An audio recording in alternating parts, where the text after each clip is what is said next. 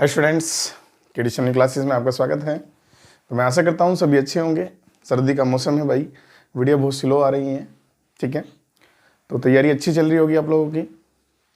कोशिश करूँगा कि मैं आपके एग्ज़ाम तक सिलेबस पूरा कर दूँ, मेरी पूरी कोशिश रहेगी, ठीक है ना।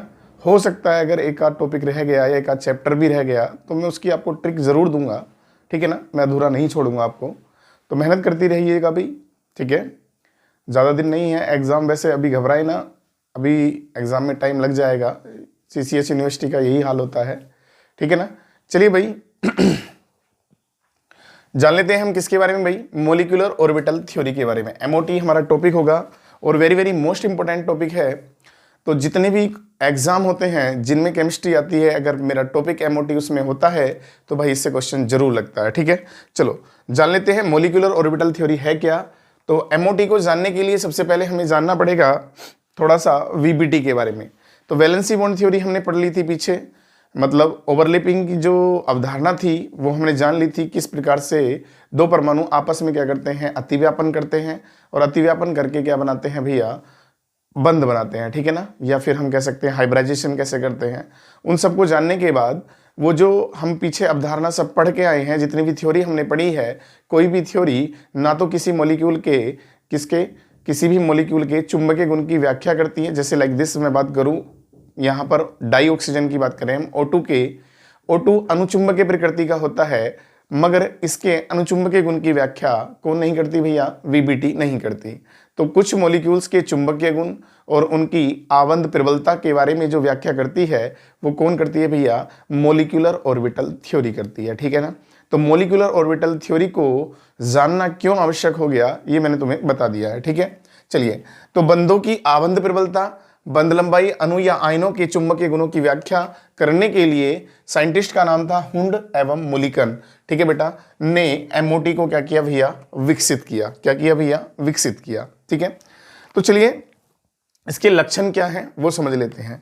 पहला ही कैरेक्टर हमारा आता है इसके अंदर, परमाणु की तरह इलेक्ट्रॉन अणु के विभिन्न आणविक कक्षकों में उपस्थित रहते हैं। ये समझ कर चलेंगे, किसी भी परमाणु के अंदर जो इलेक्ट्रॉन होते हैं वो किस में होते हैं, कक्षक के अंदर होते हैं। तो जिस प्रकार परमाणु के कक्षक में होते हैं, इसी प्रकार से अणु के भी क्या होते हैं, अपने आणविक कक्षक होते हैं और उनमें इलेक्ट्रॉन उपस्थित होते हैं। कैसे होते हैं वही हम जानेंगे अभी आगे। नेक्स्ट टर्म्स हमारा कहता है आणविक कक्षक समान ऊर्जा वाले परमाणु कक्षकों के संयोग से बनते हैं। मतलब कि हमारे जो आणविक कक्षक बनेंगे वो समान ऊर्जा वाले कक्षकों के संयोग से बनेंगे। कैसे बनेंगे, मान लो हम लोग 1s, अगर हम एनर्जी के अकॉर्डिंग देखें फिर ये क्या होता है, 2s होता है। तो 1s कक्षक हमने जाना है, पहले पढ़ रखा है इनके बारे में। तो 1s और 2s, तो 1s से कक्षक की किसकी एनर्जी ज़्यादा होती है, 2s की। तो ओवरलैपिंग जो होगी हमेशा किसके बीच होगी बेटे, 1s और 1s के बीच होगी, ना कि 1s और 2s के बीच होगी। इसका मतलब ये है, ठीक है ना। चलिए उसके बाद जान लेते हैं नेक्स्ट, अगला टॉपिक हमारा क्या है। अगला पॉइंट कहता है, हमारा टॉपिक कह रहे हैं आणविक कक्षक में उपस्थित इलेक्ट्रॉन दो या दो से अधिक नाभिकों के संपर्क में रहता है एवं बहुकेंद्रीय होता है। भाई very very most important terms है, क्योंकि यहां से ये टर्म स्टार क्या बता रहा है, यहां ये परमाणविक कक्षक और आणविक कक्षक में विभेद करता है। ये पॉइंट ध्यान देंगे, जो परमाणविक कक्षक होता है उसमें जो इलेक्ट्रॉन होते हैं केवल एक नाभिक के क्या होते हैं भैया, संपर्क में होते हैं, एक केंद्रीय होते हैं। लेकिन यहाँ इसने कहा है आणविक कक्षक में उपस्थित इलेक्ट्रॉन क्या होते हैं, दो या दो से अधिक नाभिकों के संपर्क में होते हैं। इसलिए कैसे होते हैं भैया, ये बहुकेंद्रीय होते हैं। तो ध्यान देना, ये क्या कर देता है, यहाँ से एक अंतर बना देता है, डिफरेंट बना देता है आणविक कक्षक और परमाणविक कक्षक में, क्योंकि क्वेश्चन में पूछ लिया जाता है अक्सर इसको। नेक्स्ट टर्म्स हमारा कहता है बने हुए आणविक कक्षकों की संख्या संयोग करने वाले परमाणु कक्षकों की संख्या के क्या होती है, बराबर होती है। मतलब जैसे कि ध्यान रखेंगे, जितने कक्षक संयोग करेंगे उतने ही परमाणविक कक्षक संयोग करने के बाद क्या बनाएंगे, आणविक कक्षक बनाएंगे, ठीक है। चलिए, तो जैसे कि यहां पर दिखा भी रखा है, दो परमाणु कक्षकों के अतिव्यापन से दो आणविक कक्षक बनते हैं, मोलिकुलर ऑर्बिटल बनते हैं, जिनके नाम समझेंगे यहां पर। पहला होता है हमारा बॉन्डिंग मोलिकुलर ऑर्बिटल, ठीक है ना, जिसे मैं शॉर्ट में बोल सकता हूं BMO, ठीक है ना। और दूसरा हमारा क्या होता है, एंटी बॉन्डिंग मोलिकुलर ऑर्बिटल, जिसे मैं क्या बोल सकता हूं भैया शॉर्ट में AMO, ठीक है। चलिए उसके बाद ये कहना चाह रहा है यहां पर नेक्स्ट पॉइंट जो हमारा कह रहा है, BMO की ऊर्जा कम तथा स्थायित्व अधिक होता है, AMO की ऊर्जा क्या होती है भैया, अधिक तथा स्थायित्व कम होता है। भैया इंपॉर्टेंट टर्म से यहां भी स्टार लगा हुआ है। जब हमारे मोलिकुलर ऑर्बिटल बन जाते हैं तो मोलिकुलर ऑर्बिटल, ठीक है ना, अब दूसरे कौन से होते हैं हमारे पास, मतलब बॉन्डिंग मोलिकुलर ऑर्बिटल, और दूसरे होते हैं हमारे एंटी बॉन्डिंग मोलिकुलर ऑर्बिटल। तो बॉन्डिंग मोलिकुलर ऑर्बिटल जो होते हैं, अभी हम बना के दिखाएंगे आपको कैसे वो बनते हैं। उनकी जो ऊर्जा होती है वो कम होती है, और बॉन्डिंग वाले क्या होते हैं, ज़्यादा स्थायी होते हैं। और एंटी बॉन्डिंग की ऊर्जा क्या होती है, ज़्यादा होती है, बट होते क्या हैं, कम स्थायी होते हैं। तो इसलिए यहाँ से डिफरेंट बन जाता है किसमें भैया, BMO और AMO के बीच। ठीक है, चलिए अगला टर्म्स हमारा क्या कहता है, जिस प्रकार किसी परमाणु के नाभिक के चारों ओर इलेक्ट्रॉन प्रायिकता वितरण परमाणु कक्षक द्वारा दिया जाता है, उसी प्रकार किसी अणु में नाभिक के चारों ओर इलेक्ट्रॉन प्रायिकता वितरण आणविक कक्षक द्वारा दिया जाता है। आपने प्रायिकता वितरण आरेख पढ़ा था पिछली वीडियो में, मैंने बताया था कि किस ऑर्बिटल में इलेक्ट्रॉन के पाए जाने की संभावना नाभिक की कितने क्लोज होती है, ठीक है ना। उसी प्रकार से इसका भी वितरण आरेख दिया जाता है।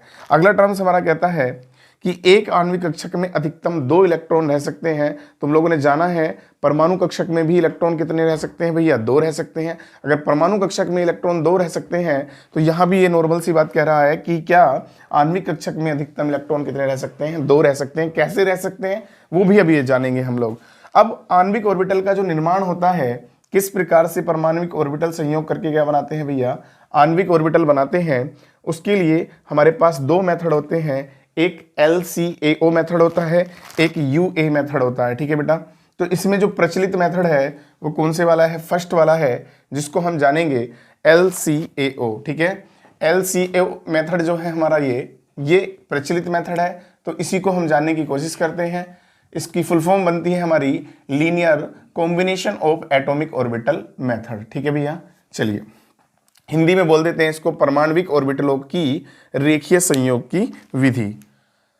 सबसे पहले टर्म्स हमें ये जानना है कि जो हमारी वेव्स होती हैं, अब हमने तरंग सिद्धांत पहले पढ़ रखा है, लेकिन जब से हमने श्रोडिंगर मॉडल पढ़ा है तो वहां हमने जाना है कि जो हमारा एक एटम होता है, परमाणु जो है उसको क्या माना है, परमाणु के कक्षक को क्या माना है, वेव्स माना, मतलब तरंग की भांति माना है। किसने भैया, श्रोडिंगर ने। ठीक है, चलिए तो अगर मैं मान लूं यहां पर एक वेव्स की मैं बात करूं तो इस प्रकार से वो वेव्स होती है। इसमें ये वाला पार्ट जो होता है जिसे हम क्या कहते हैं भैया, श्रृंग। क्या पार्ट बोलते हैं, श्रृंग पार्ट बोलते हैं। और इस वाले पार्ट को बोलते हैं हम गर्त। ठीक है बेटा, और ये वाला पार्ट हमारा होता है नोड। ठीक है ना, जहां इलेक्ट्रॉन प्रोबेबिलिटी 0 होती है वही हमारा प्लेनर या नोड प्लेन होता है। ठीक है, ये नोड हो गया हमारा। ठीक है ना, इंग्लिश में इसको क्या बोलते हैं, क्रस्ट बोल देते हैं, इसको ट्रो बोल देते हैं। चलिए अब एक बात पर ध्यान देना है कि अगर मैंने इस श्रृंग को क्या माना है प्लस, और इसको क्या माना है मैंने माइनस माना है, तो समझना ये प्लस और चार्ज और माइनस चार्ज जो है ये क्या शो कर रहे हैं, यहाँ कोई आवेश शो नहीं कर रहे हैं, ये केवल किसको बता रहे हैं, लूप्स को बता रहे हैं। ऑर्बिटल के क्या बता रहे हैं, लूप्स को बता रहे हैं, या मैं कह सकता हूं किसके बारे में बता रहे हैं, तरंग, मतलब श्रृंग, और किसके बारे में बता रहे हैं, गर्त के बारे में बता रहे हैं। चलिए अब हम लोग बात कर लेते हैं, क्या मतलब एक तरह से आयाम बोल देते हैं ना इसको, क्या बोल देते हैं, आयाम, फेज होता है ये। ठीक है ना, तो ये फेज को शो करते हैं, न कि किसको शो करते हैं भैया, किसी चार्ज को शो करते हैं। ठीक है, चलिए अब जब 2 परमाणु क्या होते हैं आपस में पास पास आते हैं, तो एक दूसरे पास आने के बाद, मतलब निकट आने के बाद क्या करते हैं, वो अतिव्यापन करते हैं। और अतिव्यापन करने के बाद क्या हो जाता है, हमारे आणविक ऑर्बिटल का क्या होता है, निर्माण होता है। मगर अतिव्यापन जो होता है वो 2 प्रकार का होता है। कैसे होता है वही हम समझ के चलेंगे। पहले एक लाइन लिख लेते हैं, क्या 2 परमाणु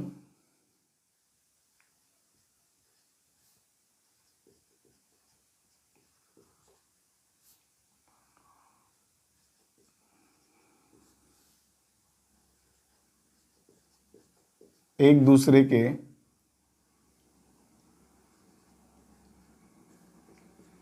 निकट आते हैं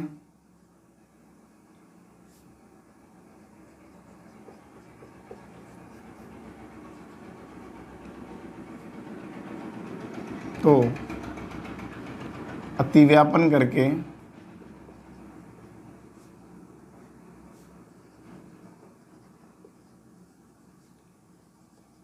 आणविक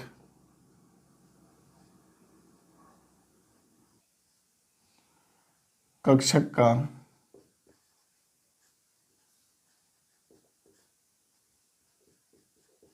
निर्माण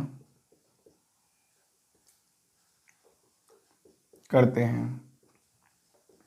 ठीक है भाई, लेकिन याद रखेंगे अतिव्यापन की दो संभावना होती हैं।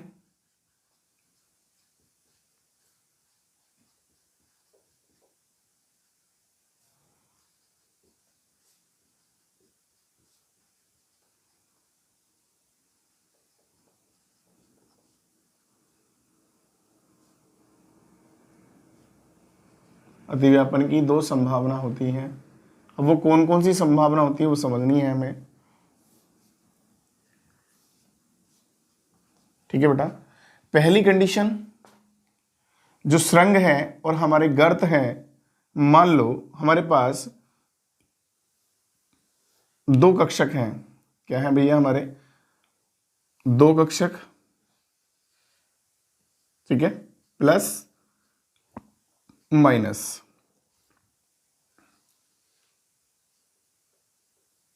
प्लस और माइनस। जब हमारे दो कक्षक आपस में क्या करते हैं? ओवरलैपिंग करते हैं या संयोग करते हैं, तो हम कह सकते हैं इन कक्षकों के जो फेज हैं, क्या है ये? Phase plus plus. इसका मतलब मैं कहूँगा फेज पर क्या है? समान आवेश है। या मैं कह सकता हूँ फेज पर इलेक्ट्रॉन, मतलब कि ऑर्बिटल की जो इलेक्ट्रॉन तरंग होती हैं उन पर क्या होता है? समान क्या होते हैं? ये फेज कला में होते हैं, या तो फेज में होते हैं कला में होते हैं। समान फेज में होते हैं मतलब प्लस प्लस के क्या है? हमारे दो सुरंग हैं। दूसरी कंडीशन क्या हो जाती है? प्लस माइनस माइनस और प्लस। ठीक है ना? तो यहां मैं कह सकता हूं क्या कि जो मेरे फेज हैं, एक तो प्लस में है, दूसरा काय में है? माइनस में है। तो मैं कह सकता हूं यहां पर जो इलेक्ट्रॉन तरंग है ये विपरीत फेज में है। क्या है? इसमें विपरीत फेज में है। एक सुरंग प्लस का है तो दूसरा सुरंग काय का है? माइनस का है। इसको क्या कहेंगे भैया? सुरंग। इसको क्या कहेंगे? गर्त। इसको क्या बोलेंगे भैया? सुरंग। इसको क्या बोलेंगे भैया? गर्त। ऐसे ही इसको क्या बोलेंगे? सुरंग। और इसको क्या बोलेंगे? गर्त। सुरंग, गर्त। ठीक है। अब जब दोनों ही फेज क्या है हमारे? एक समान है, तो एक समान होने पर जब क्या होंगे? एक दूसरे के ऊपर आएंगे या ओवरलैप करेंगे, तो ओवरलैप करने पर क्या कर लेंगे? एक दूसरे को ढक लेंगे या आच्छादित कर लेंगे। अगर एक दूसरे को ढक लेंगे या आच्छादित कर लेंगे तो क्या कहेंगे हम? यहाँ सिंपल सी बात है कि हमारे पास जो ऑर्बिटल बनेगा वो बॉन्डिंग होगा। कौन सा होगा हमारा? बॉन्डिंग ऑर्बिटल होगा। लेकिन अगर यहां पर दोनों फेज क्या हैं?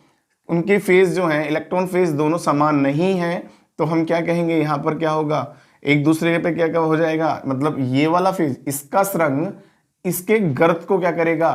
ढकेगा, और इसका क्या भैया? सुरंग इसके गर्त को ढकेगा। तो कंडीशन होने का मतलब क्या है कि अब हमारा सिस्टम क्या हो जाएगा? यहां पर बदल जाएगा, और यहां पर हमारा बनेगा at anti bonding molecular orbital. ठीक है, यहां पर क्या बनना था हमारा? बॉन्डिंग मोलिकुलर ऑर्बिटल, बीएमओ कहेंगे। ठीक है ना? ओके, चलिए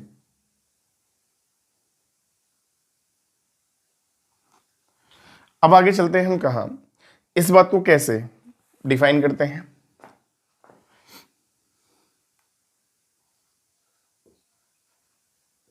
संयोग करने वाले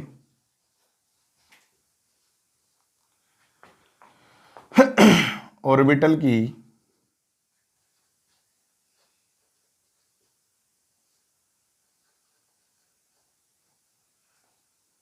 इलेक्ट्रॉन तरंग समान कला, या फेज बोल सकते हैं इंग्लिश में, कला में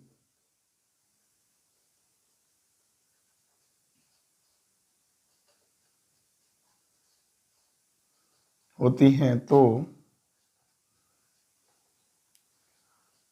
सुरंग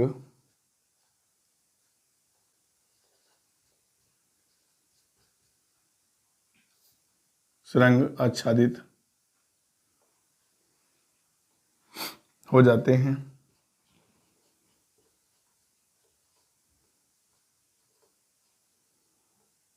ठीक है, तो बॉन्डिंग क्या बनते हैं हमारे, मोलिकुलर ऑर्बिटल बनते हैं। इसकी कंडीशन क्या हो जाएगी अब,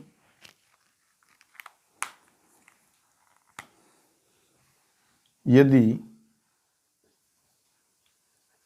ऑर्बिटल की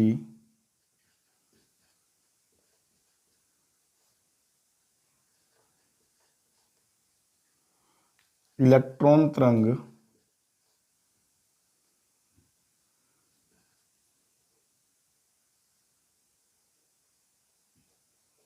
किसमें हो, विपरीत फेज या कला में हो, तो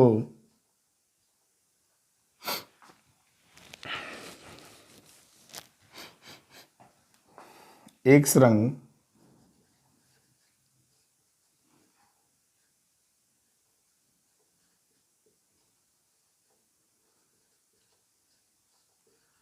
दूसरे गर्त को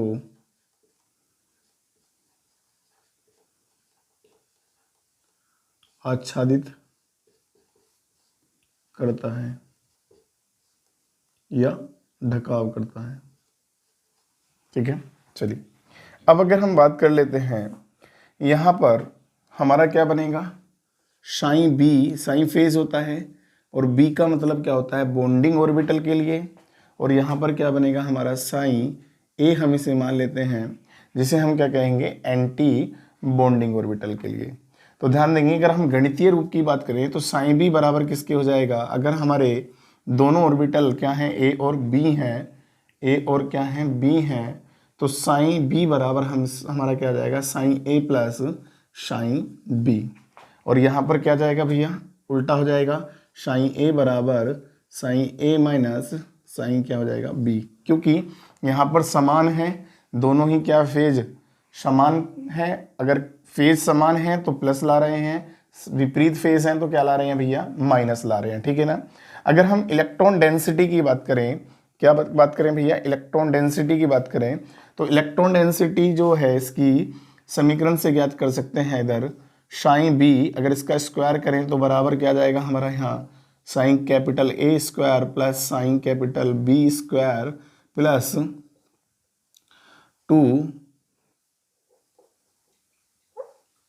2 sine A sine B.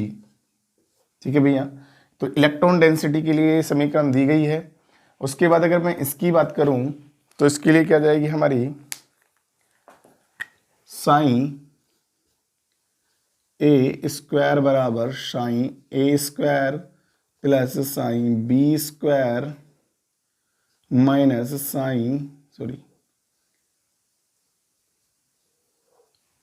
-2 sine A sine B.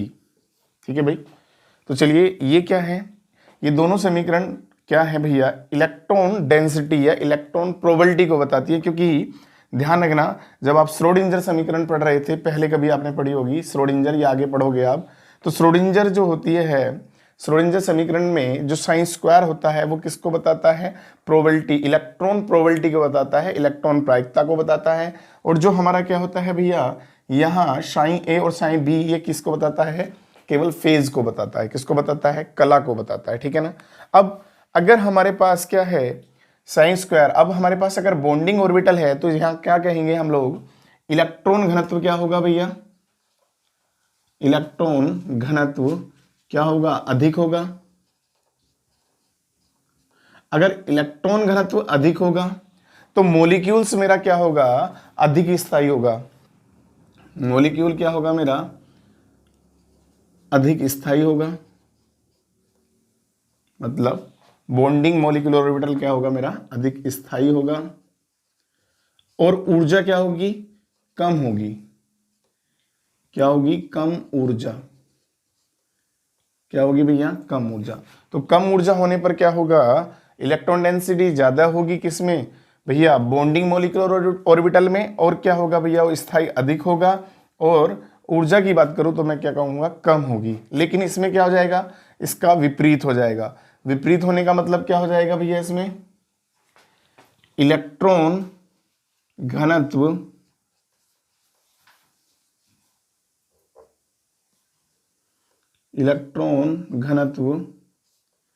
क्या हो जाएगा, कम, ठीक है। और क्या होगा, ये कम स्थायी होगा।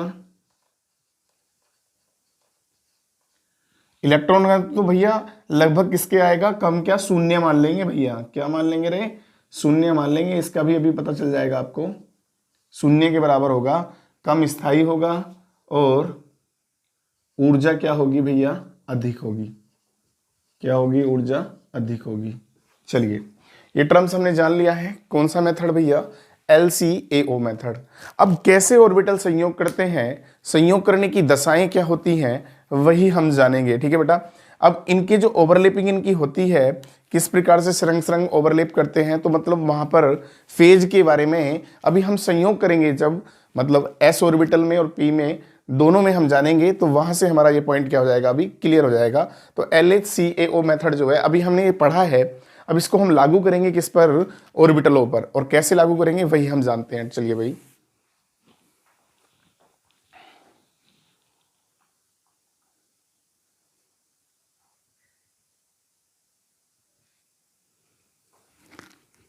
मानवीय ऑर्बिटल के संयोग करने की जो दशाएं हैं वो क्या क्या है, चलो उन्हें जान लेते हैं। पहली बात तो जो संयोग करने वाले ऑर्बिटल होते हैं, ध्यान देना, उनमें क्या होना चाहिए, संयोग करने वाले जो ऑर्बिटल हैं उनकी ऊर्जा में अंतर क्या ना हो भैया, अधिक ना हो, ठीक है। दूसरा कहता है कि संयोग करने वाले जो ऑर्बिटल्स होते हैं उनमें जो ओवरलैपिंग होगी वो ज़्यादा से ज़्यादा होनी चाहिए, मतलब अधिक होनी चाहिए। और परमाणुीय ऑर्बिटल की जो समिति है वो आणविक अक्ष के क्या होनी चाहिए भैया, सापेक्ष एक जैसी होनी चाहिए, या एक जैसी हो। कैसे, मान लो परमाणु ऑर्बिटल अगर हमारा S है तो उससे ओवरलैप S कर सकता है या PX कर सकता है, तो क्या बनेगा हमारा सिग्मा आणविक ऑर्बिटल बनेगा। या फिर PX S से कर सकता है या फिर PX से कर सकता है, तब भी कौन सा बनेगा हमारा, सिग्मा आणविक ऑर्बिटल बनेगा। PY से कर सकता है तो कौन सा बनेगा, पाई बनेगा। और PZ से कर सकता है तब भी क्या बनेगा, पाई बनेगा, ठीक है भाई। चलो, परमाणुीय ऑर्बिटल का जो संयोग होता है वो किस प्रकार से होता है, बहुत मेन टर्म्स यही समझना है। हमने बताया था जो फेज होती है हमारी, क्या होती है, कला जो होती है फेज, अगर वो हमारी क्या है, अगर हमारी फेज समान है, मतलब कि यहाँ पर मेरे दो ऑर्बिटल हैं 1s और 1s, ठीक है ना। तो ये नॉर्मल सी बात यहाँ से क्या कह रहा है कि यदि दोनों ऑर्बिटल काय में है, आउट ऑफ फेज है या फिर इन फेज है। अगर इन फेज है तो इन फेज में मैंने बताया था जो तरंग हमारी होती है इस प्रकार से, ठीक है ना, प्लस माइनस और प्लस माइनस, ठीक है। अगर मेरे दोनों ही तरंग क्या है, समान है, मतलब समान फेज में है, तो दोनों ही ओवरलैप करके या फिर अतिव्यापन करके या कॉम्बिनेशन करके क्या बनाएंगी, हमारी सिग्मा 1s ऑर्बिटल बनाएंगी, तो उसे हम कहेंगे इन फेज। और अगर काय में है भैया हमारी लाइक दिस, मैंने दूसरी पॉइंट बताया था कि ये प्लस ये माइनस और दूसरा क्या जाए भैया हमारा ये माइनस और ये प्लस, तो ये क्या कहलाएगा अब हमारा आउट ऑफ फेज, मतलब ये किस में है, आउट ऑफ फेज में है। और आउट ऑफ फेज में है तो इसका वाला अब क्या हो जाएगा, घुमाव हो जाएगा। एक तरह से हम कहेंगे सारा इलेक्ट्रॉन पलट जाएंगे, तो मैं कह सकता हूं यहां पर इलेक्ट्रॉन प्रोबेबिलिटी क्या हो जाएगी, शून्य। तो इनमें कॉम्बिनेशन नहीं होगा, ये क्या हो जाएंगे, एक दूसरे से दूर हो जाएंगे। अब दूर होंगे तो मेरा कौन सा बनेगा भैया, सिग्मा स्टार 1s बनेगा, जिसे मैं एंटी बॉन्डिंग कक्षक कहूंगा। और यहां पर कौन सा बन रहा था, मेरा बॉन्डिंग कक्षक बन रहा था, बॉन्डिंग आणविक कक्षक बन रहा था, जिसे मैं सिग्मा 1s बोलूंगा, ठीक है भैया। तो यहां पर कौन सा होगा हमारा सिग्मा स्टार वाला, कौन सा होगा, एंटी मोलिकुलर बॉन्डिंग ऑर्बिटल। और यहां पर कौन सा होगा हमारा बॉन्डिंग मोलिकुलर ऑर्बिटल। चलिए, ये बात समझ में आई। न्यूक्लियाई इनके क्या होगा, ध्यान रखना, दोनों के कहां होता है, बीच में होता है। कॉम्बिनेशन ऑफ 2px और 2px ऑर्बिटल्स, 2px ऑर्बिटल समझना, हमने क्या माना है, 2px ऑर्बिटल मतलब एक्सिस के अकॉर्डिंग किस पर माना है, अगर हमने ये एक्सिस माने हैं x, ठीक है भाई, y और इसको z मान लेते हैं, ठीक है ना। तो तो हमने एक्स एक्सिस जो माना है इस तरह से माना है। हालांकि हमने पहले पढ़ाया होगा तो मैंने एक्स एक्सिस इसे भी मान लिया हो, कोई दिक्कत नहीं है। मैंने पहले भी कह रखा है कि एक्सिस क्या होने चाहिए, हमारे परपेंडिकुलर होने चाहिए। अगर इसे एक्स मान सकते हो या फिर इसे भी एक्स मान सकते हो, उससे कोई दिक्कत नहीं, घबराना नहीं है आपको। चलिए, तो 2px और 2px दो ऑर्बिटल मेरे क्या है यहाँ पर, सॉरी यहाँ पर दो लूप्स हैं ये, ठीक है ना, इस तरह से ऐसे लूप्स, डंबल वाला लूप्स है, एक ये और एक ये, दोनों किसके हैं, px के हैं। तो दोनों जब क्या करते हैं, ओवरलैप करते हैं, तो यहाँ भी कंडीशन वही आ जाती है, क्या भैया, इन फेज और आउट ऑफ फेज।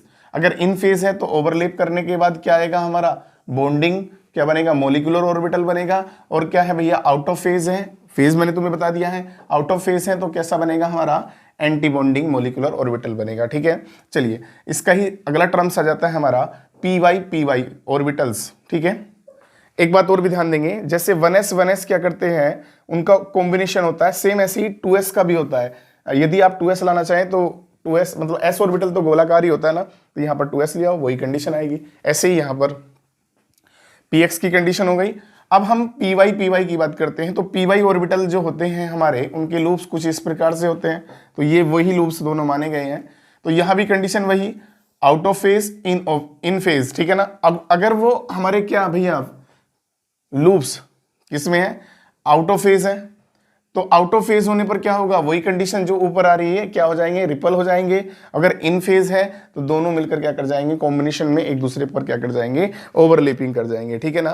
तो चलिए, तो यहां से जो बनेगा वही हमारा बनेगा, इसे हम बोल सकते हैं अब पाई 2p, क्या चल रहा है हमारा, y स्टार आएगा इस पर, इसको पाई 2py, ये कौन सा होगा हमारा, वही ये एंटी बॉन्डिंग मोलिकुलर ऑर्बिटल होगा, तो ये मेरा बॉन्डिंग मोलिकुलर ऑर्बिटल होगा। बिल्कुल सेम ऐसे ही जैसे हमने py को किया है, ऐसे ही 2pz ऑर्बिटल के अंदर होगी क्या भैया, उनके अंदर भी ऐसे ही कॉम्बिनेशन होगा, ठीक है ना। तो कुल मिला के बात ये कह सकते हैं हम 2py और 2py और 2pz जो होते हैं, जब वो कॉम्बिनेशन करते हैं तो उनकी ऊर्जा दोनों की क्या होती है, समान। कैसे होती है समान, समझ लेते हैं।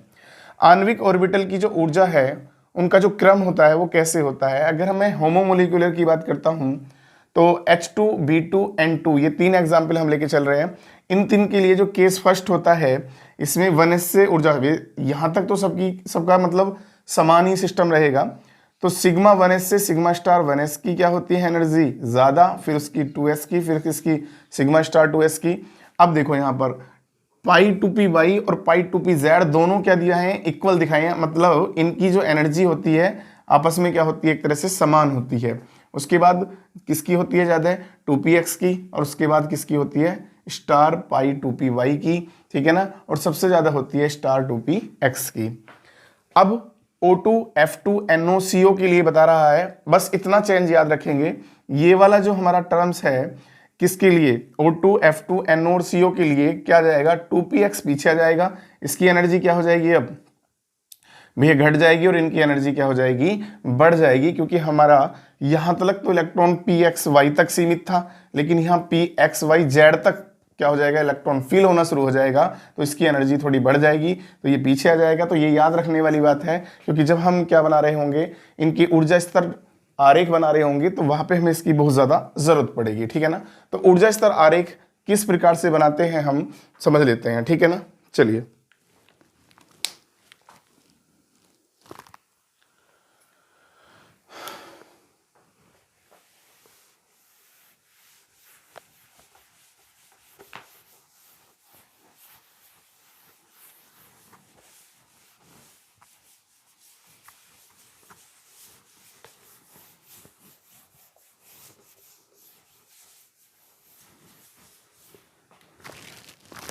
समझ लेते हैं पहले। तो सबसे पहले हमारा आ रहा है सिग्मा 1s।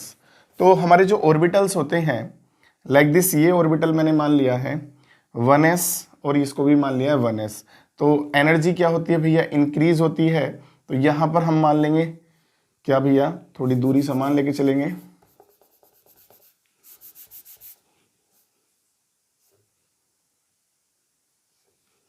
ठीक है भाई। अब देखो, हमने पहले ही बताया था जो एंटी बॉन्डिंग होता है उसकी एनर्जी क्या होती है, ज़्यादा होती है और बॉन्डिंग की एनर्जी क्या होती है, कम होती है, वो ज़्यादा स्थायी होता है। तो ये जो बन के आया हमारा सिग्मा 1s होगा और ये वाला जो होगा हमारा सिग्मा स्टार 1s होगा। ठीक, ऐसी कंडीशन ये लेके चलेंगे हम। नेक्स्ट,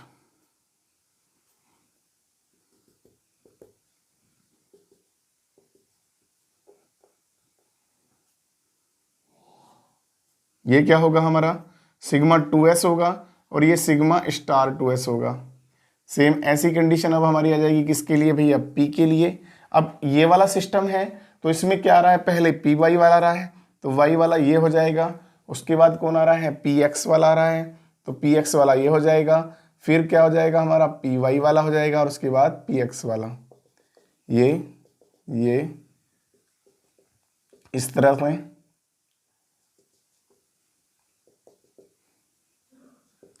इस तरह से, ठीक है ना। तो यहां हम कह सकते हैं पाई 2p क्या जाएगा, पाई 2p वाई, पाई 2p वाई बराबर पाई 2p किसके हो जाएगा, z के हो जाएगा। उसके बाद हमारा क्या जाएगा, सिग्मा 2p क्या जाएगा, x आ जाएगा। उसके बाद क्या रहा है हमारा पाई स्टार 2p वाई आ जाएगा बराबर पाई स्टार 2p क्या जाएगा हमारा z आ जाएगा और सबसे ऊपर पहुंच जाएगा हमारा सिग्मा स्टार 2p x आ जाएगा। ठीक है ना। तो इस प्रकार से ये क्या बनेंगे हमारे ओरल जो डायग्राम होगा, मतलब ऊर्जा स्तर आरेख जो होगा वो इस प्रकार से होगा। ठीक है ना। एनर्जी इंक्रीजिंग ऑर्डर होता है इस तरह से। ठीक है ना। इन्हें लगभग सेम से रखेंगे तो इस प्रकार से यहाँ 1s था, यहाँ 2s था, यहाँ 2s था, यहाँ 2p था, यहाँ 2p था। ठीक है ना भाई। चलिए, तो इस प्रकार से हम क्या कर सकते हैं, यहाँ पर ऊर्जा स्तर आरेख खींच सकते हैं। ठीक है भाई, क्लियर हो जाता है यहाँ से इतना। अब हम क्या कह सकते हैं, इस प्रकार से हमने किसके लिए खींचा है, इसके लिए। तो सेम कंडीशन हम किसके लिए अप्लाई कर सकते हैं, इस प्रकार से इसी के लिए। अब इसमें क्या होगा, इस वाली कंडीशन में क्या होगा, बस ये वाली चीज क्या होगी हमारी, कहाँ जाएगी, नीचे आ जाएगी और ये थोड़ा कहाँ चली जाएगी, ऊपर चली जाएगी। बस इसके लिए क्या कर सकते हैं हम, ऊर्जा स्तर आरेख इस प्रकार से खींच सकते हैं। भाई इंपॉर्टेंट है, क्वेश्चन जरूर बनेगा एग्जाम के अंदर। अब हम कैसे इनके अंदर इलेक्ट्रॉन का समावेश कराते हैं और क्या हमारा बॉन्ड ऑर्डर होता है और किस प्रकार मॉलिक्यूल को स्टेबिलिटी मिलती है, उसकी स्टेबिलिटी मतलब किस प्रकार से मतलब स्थायी होता है, ठीक है, उसका बॉन्ड ऑर्डर कितना होता है, जानेंगे भैया नेक्स्ट वीडियो में।